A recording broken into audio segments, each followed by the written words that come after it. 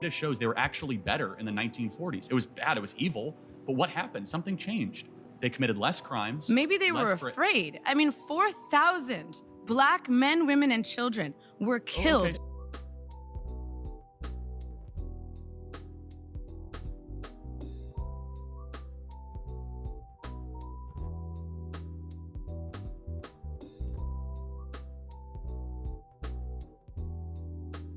Today's video is going to be structured a little different.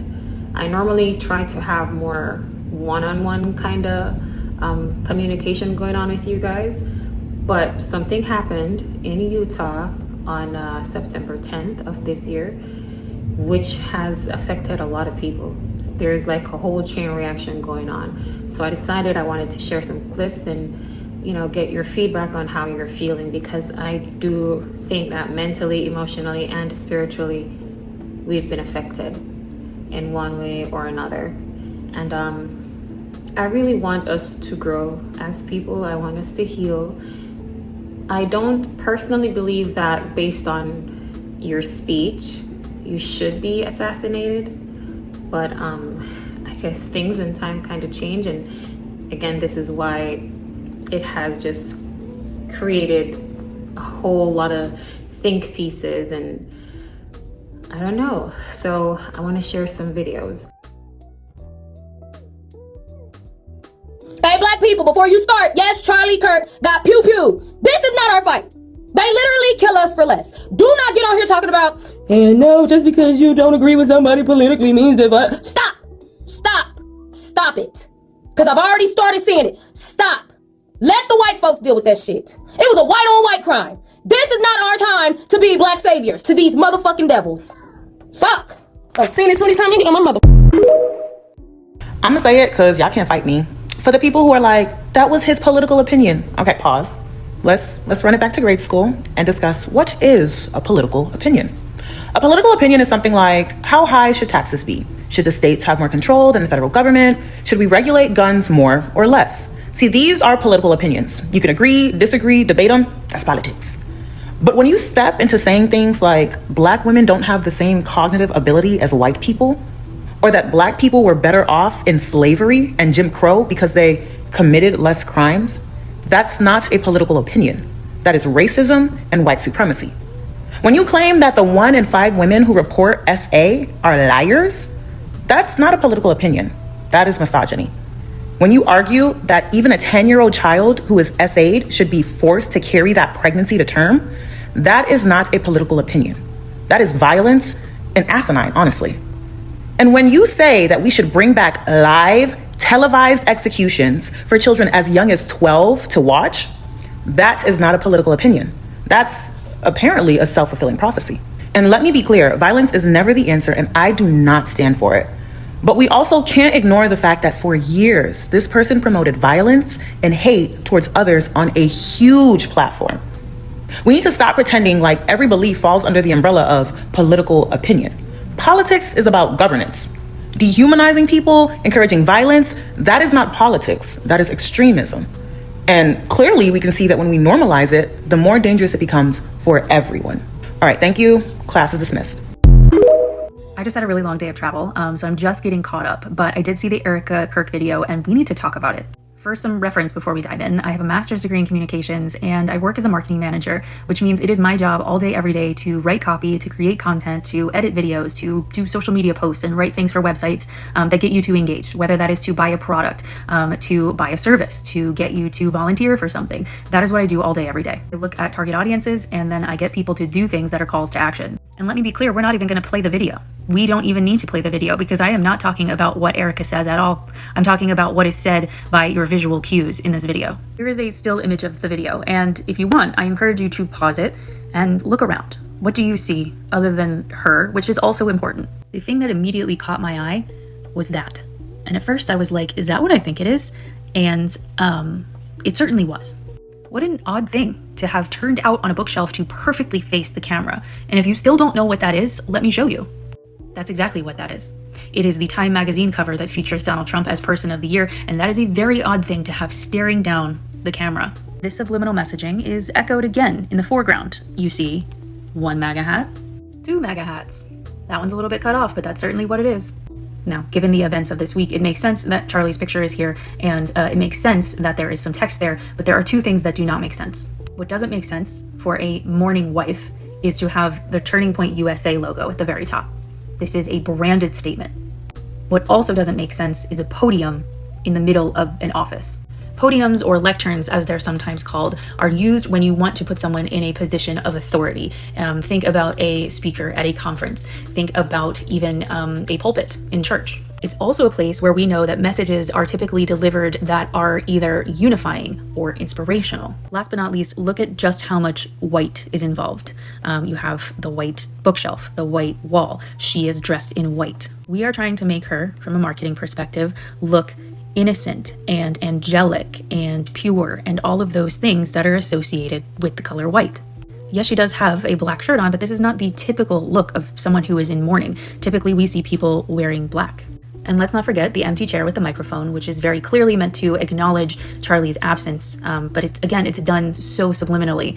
And then she's standing there presiding over that empty chair from a podium. Now that you've seen all of that, my challenge to you is to write in the comments. What do you think all of this is? And what do you think all of this means? Because what I saw in that video today was not necessarily just a woman who is mourning her husband's death. I have a lot to say about that, but I just want to point out the facts here. I swear to God, Nigerians' reaction to the passing of Charlie Kirk has to be one of the dumbest and craziest things that I've seen this year. For context, we're talking about a man who has come out publicly to misrepresent and misquote statistics to promote a racist agenda. We're talking about a man who said that the Civil Rights Act of 1964 was a huge mistake. We're talking about a man who was very much against immigration and people like you going to and working in his country. And yet Nigerians, black Africans, are now treating him like a hero after his death. Why? Because he was a Christian. Honestly, guy, that sounds like something that came out of a terribly written movie. I'm not saying that we should be happy that he kicked the bucket. The end of a person's life is not really something that should be celebrated. But people need to stop acting like his passing was some kind of great tragedy, because it was literally what he wanted. Like deadass, this man said that he's okay with there being some gun deaths if it means they get to keep the Second Amendment. Then he went and became one of said cases himself. Like that's as poetic as it gets. Like literally, if this had happened to someone else and not him, he would have been perfectly okay with it. And you people are carrying his mat on your head. Like, God, Nigerians. Before anybody comes for me, obviously I don't think it's a good thing for his children to have to grow up without a father. That's a tragedy. But this is exactly the type of world that he wanted them to grow up in. So it makes sense if you don't feel a deep well of empathy for someone who made a career out of refusing to show it for others. I want to normalize that, because sometimes when a public figure dies, especially in a tragic way, people rush to say, you have to be compassionate right now, don't speak ill of the dead. But if that person spent their life dismissing other people's pain, mocking it, minimizing it, even actively contributing to it,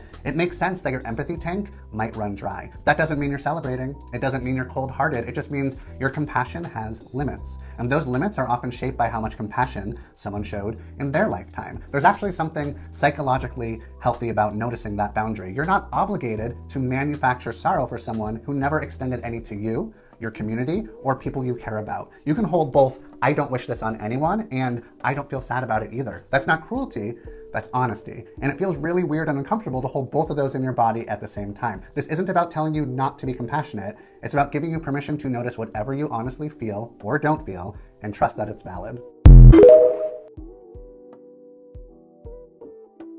Like, I'm sorry, if I see a black pilot, I'm gonna be like, boy, I hope he's qualified. When blacks in America did not have the same rights they had today, they were less murderous, there was less break-ins. Why is that? And the data shows they were actually better in the 1940s. It was bad, it was evil, but what happened? A certain skin color now gets their own summertime celebration. Oh wow, look how far blacks have come. It has now become a racial complaining day. Remember what BLM stands for: burn, loot, and murder. Yeah, DEI stands for one of the biggest. Earn it, just so we're clear. Can we also acknowledge, due to the laws under Jim Crow, that black people were significantly hindered from economic advancement? This is a really important question. The data shows not really. Black Americans are poorer today in 2024 than they were in the 1950s. The disappearance of the black father has been the #1 driver of black poverty in this country. At least agree that black dads not being around is a bad thing. Anyone's father not being around is a bad thing. Starting in the 1980s and continuing onward, there's been a war on drugs. Is this correct? I like the war on drugs. Blacks commit more crimes than whites do. They commit more murders, they commit more arsons, they commit more kidnappings. That's not a war on drugs, that's a culture problem. Why are so many blacks committing murders outside of their population? So we've spent $20 trillion on uplifting black communities, $20 trillion, and black Americans are poor. Food stamps, subsidized housing, Medicaid, public schooling, subsidized college. We're talking about $20 trillion of this spent on the Great Society, and yet black America is poor, more murderous, more dangerous. Part of equity what does equity mean? is you mean taking from allowing other people?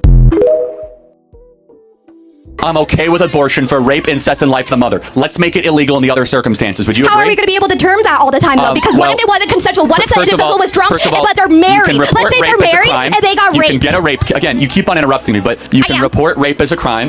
You can also do a blood test to find out if it's incest. But 99.9% of all abortions are not rape and not incest and not life of the mother. How did that woman get pregnant in those certain situations? Did she just walk through campus and it just appeared and all of a sudden a baby is in her uterus? Or did she do something to decide to potentially have a child?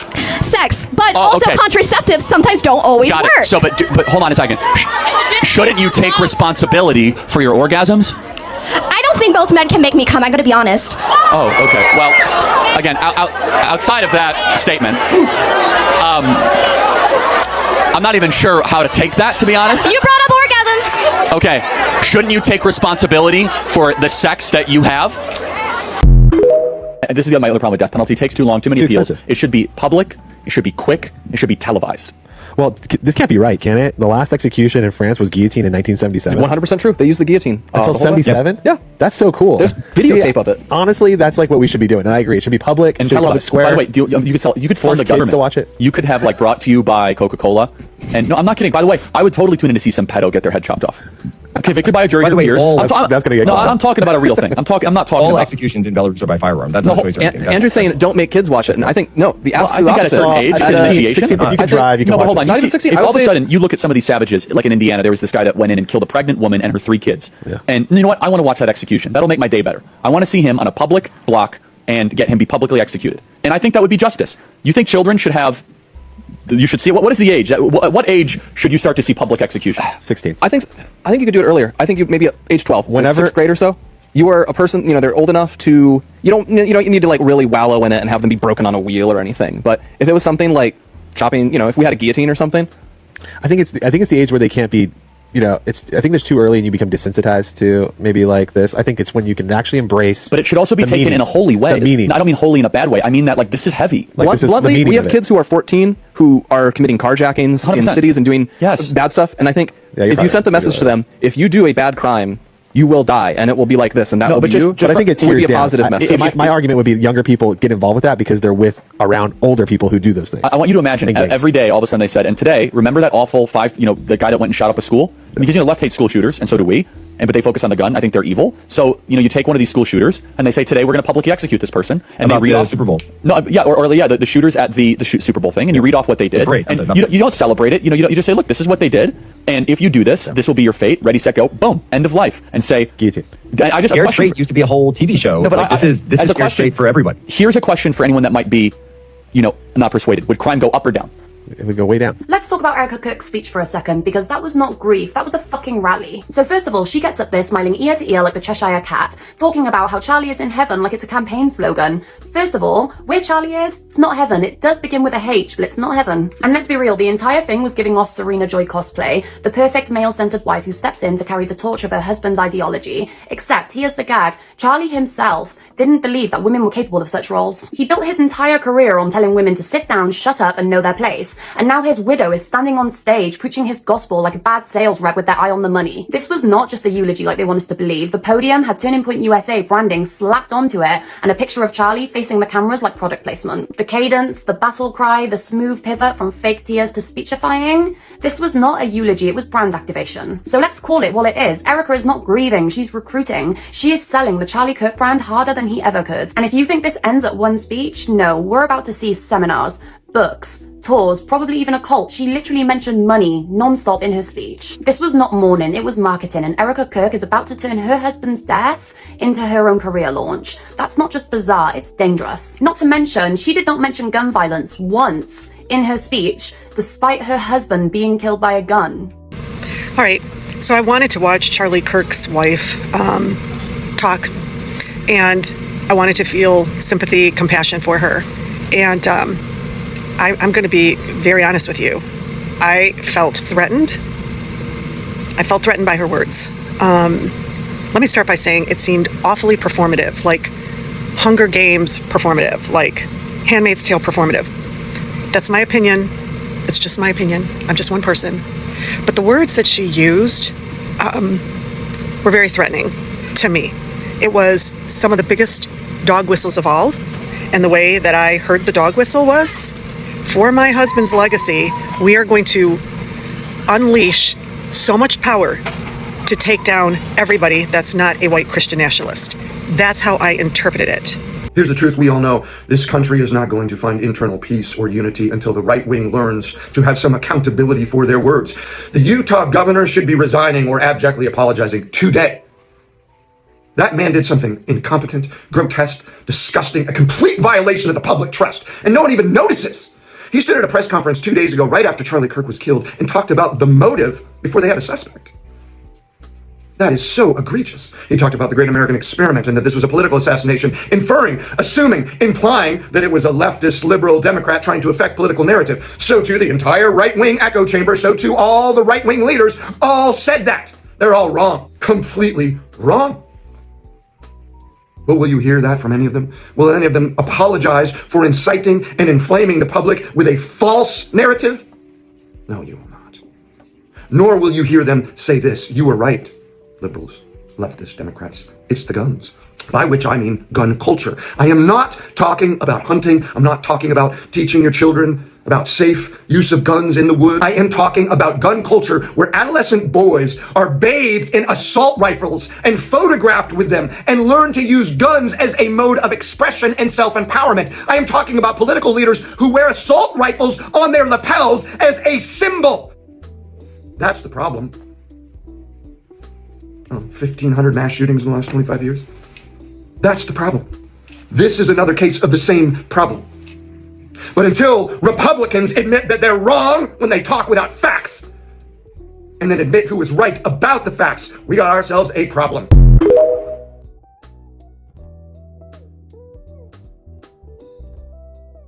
Now, the governor of Utah, he pissed off a lot of people. He said that he prayed that it wasn't one of their kind. He said he prayed for 33 hours that it would have been anyone else from anywhere else besides his kind.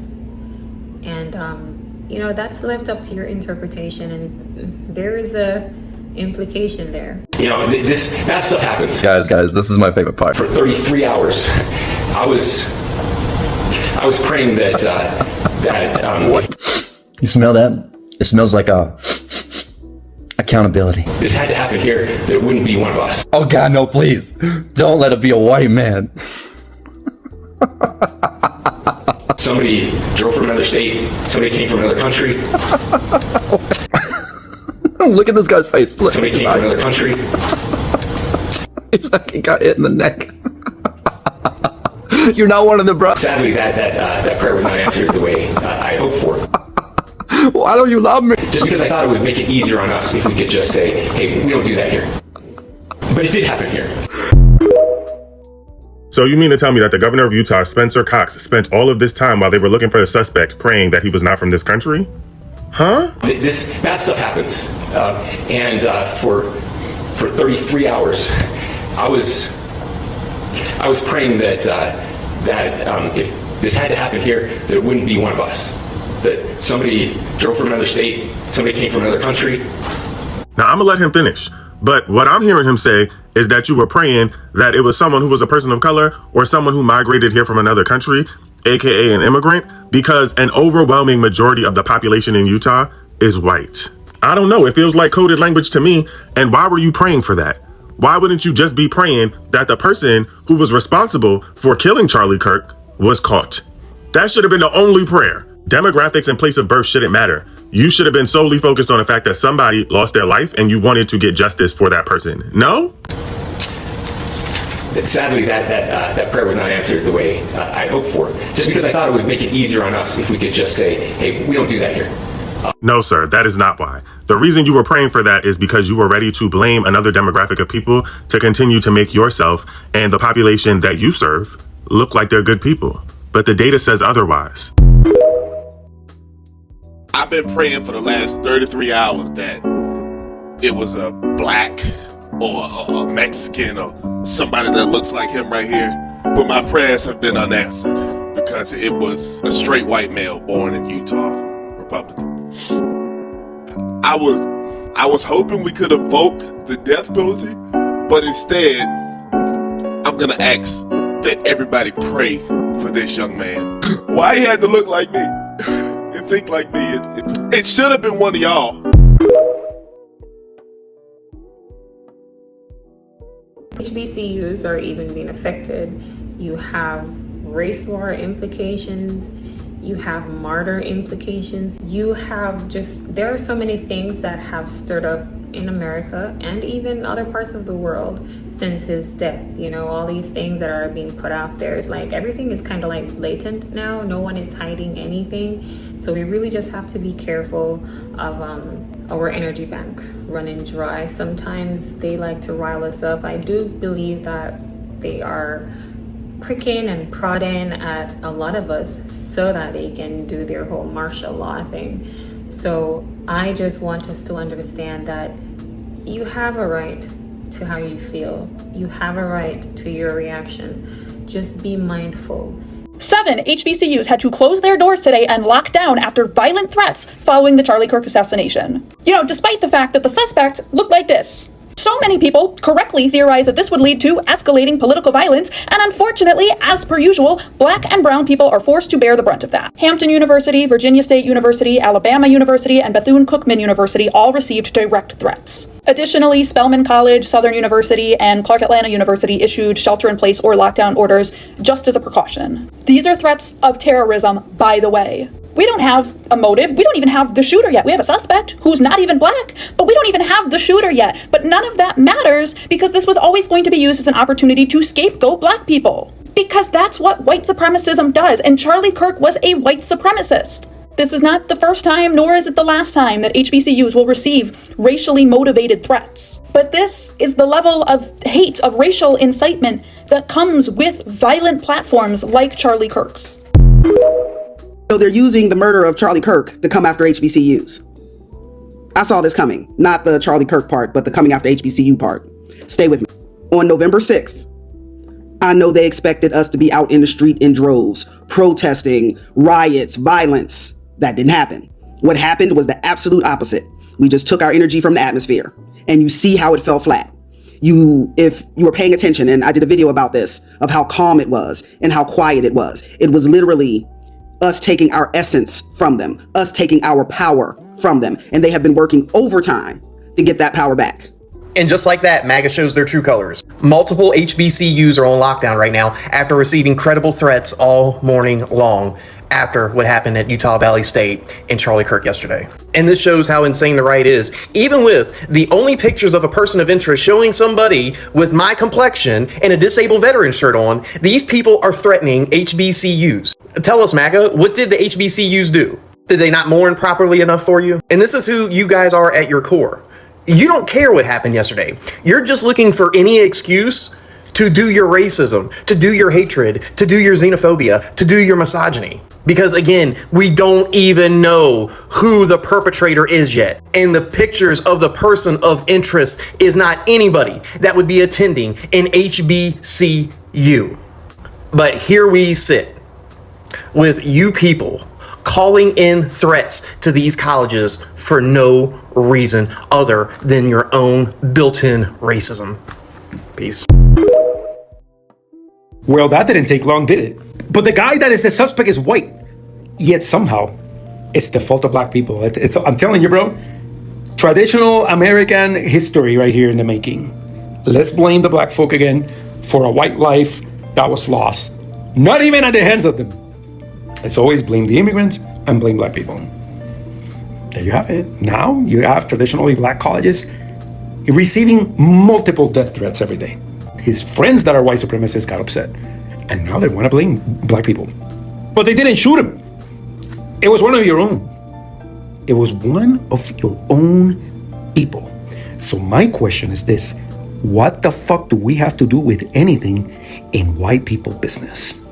That's the TikTok. Que tengan buen día. It hasn't even been, 24 hours and they've already targeted 5 HBCUs? And since when did a single Black person have anything to do with this? At all? In Utah? And everyone they've identified as a suspect or potential suspect is clearly, very obviously not Black? Like, yet again, Black Americans are the ones that face the most bullshit, having done nothing to warrant an ounce of it, ever. Like, again.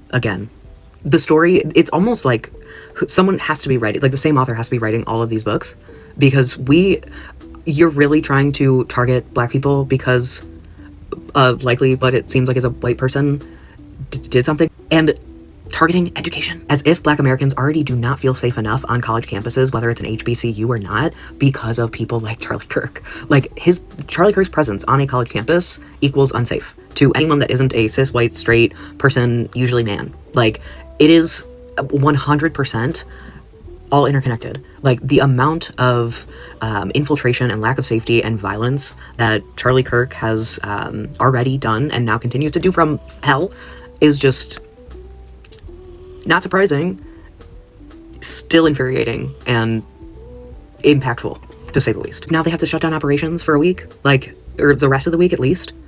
This is... When you see the rage and the frustration and the exhaustion of black people, especially black women, don't question it. Don't question it. I fucking told y'all. I knew it was gonna get bad like this. What the fuck does HBCUs have anything to do with this situation? And now look, they have schools on lockdowns. So now, y'all cannot convince me that people are not racist on that side. I'm sorry. And I know it's not all of y'all, but look, this shit here just shows that a lot of people on that side happen to be. They resulted to shutting down black institutions. Black HBCUs have to go on lockdown because of what happened yesterday. All because y'all got all this fucking hate in your heart. Y'all can't even go after the right person. The person wasn't even fucking black. You motherfuckers are so ignorant and goofy. Y'all just automatically got mad and just result to going after black people. The usual tactic. Like, this shit is corny, bro. Y'all need to get y'all fucking shit together. And where the violent ones, get the fuck out of here. White people, pay attention, because this might affect you. And if your kid comes home wearing a shirt with a college or university you've never heard of on their chest, it's most likely an HBCU. The HBCU stands for Historically Black College and University, and to be one of these 100 schools, you had to exist prior to the Civil Rights Act of 1964, and your primary student body was black Americans and other people of color. So why am I telling you all this? Ann and I have been to around 20 campuses in the last 5 months, and I'm here to tell you, from what we see, the HBCU culture and community is about to become a full-blown American phenomenon. I mean, as we speak, the iconic film director Tyler Perry is working on a movie called The 6888 about Lieutenant Colonel Charity Adams Early of Wilberforce University, who went on to revolutionize the Army mail system in World War II. And if I'm not mistaken, Blair Underwood of LA Law TV show is writing a Broadway play about the same woman. I mean, maybe you might have heard Spike Lee and Samuel L. Jackson went to these universities, Oprah, or that Vice President Kamala Harris was touring campus this fall. I don't know, maybe you saw a video somewhere talking about how some of these schools have been screwed out of over $10 billion by state governments. These colleges and universities are about so much more than what you may just see in the media, I promise you. Listen, these campuses are historical, cultural, and educational phenomenons. I'm 52 years old. I've never seen anything in education quite like I do at an HBCU. The way they foster this environment of self-identity, of inclusivity, of belonging, and the importance of an education, not just the books, right? It's more about the network, the brotherhood and sisterhood you make, the connections, the sense of camaraderie and family. Because these graduates, they go out into the world and they build companies, they build communities, and they build families all over the world. And these schools have been around a really long time. Cheney University in Pennsylvania was founded on February 25th, 1837, almost 200 years ago. And these schools have put out so many amazing graduates that have impacted all of our lives. And I'll give you one example. You would not be able to watch me on this cell phone right now if it was not for Tennessee State University alumni Jesse Eugene Russell, the man who gave us the digital wireless networks. I bet you didn't know Sam Walton's niece, Ann Walton, who owns like a bajillion pro sports teams, is an HBCU graduate. So when your little Johnny or Karen inevitably comes home wearing an HBCU shirt, take a minute, research the school, teach yourself, and then take that moment to teach your kids about the history of the school, what it's done, what it stands for, so that it's not just a fashion statement. It's something your child can wear with a little bit of knowledge and pride and respect. Have a great day.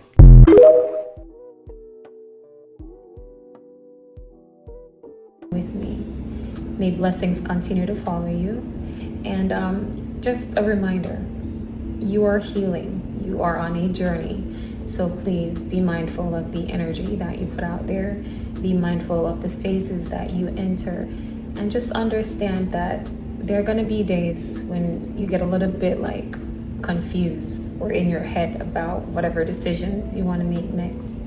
Take a moment to breathe, believe in yourself because you got this, and then you go forward. I promise you it works out. Okay? Okay. So mentally, emotionally, spiritually, we all have to keep in check.